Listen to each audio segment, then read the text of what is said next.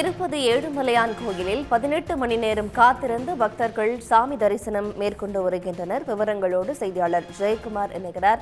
ஜெயக்குமார், மழையால் பல்வேறு சிரமங்களை பக்தர்கள் சந்தித்து வருவதாக அறிகிறோம். என்னென்ன சிரமங்களை பக்தர்கள் சந்திக்கிறாங்க, அங்க சூழல் என்ன?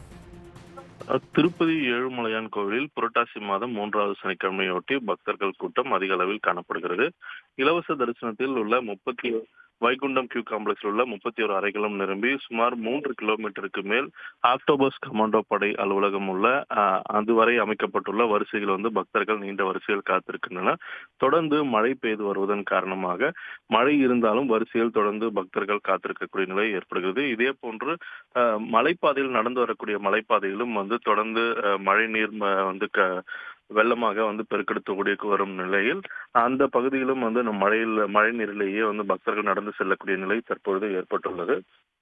இந்த 300 ரூபாய் டிக்கெட் ஆன்லைனில் முன்பதிவு செய்த பக்தர்களுக்கு சுமார் 6 மணி நேரத்திற்கு மேலும், சர்வ தரிசனம் டிக்கெட் பெற்ற பக்தர்களுக்கு 8 மணி நேரம் காத்திருந்து அதன் பிறகே சுவாமி தரிசனம் செய்ய முடியும் என்று தேவஸ்தான அதிகாரிகள் தெரிவித்துள்ளனர். விவரங்களை வழங்கியமைக்கு நன்றி ஜெயக்குமார். உடனுக்குடன் செய்திகளை தெரிந்து கொள்ள சன் நியூஸ் பெல் ஐகானை கிளிக் பண்ணுங்க.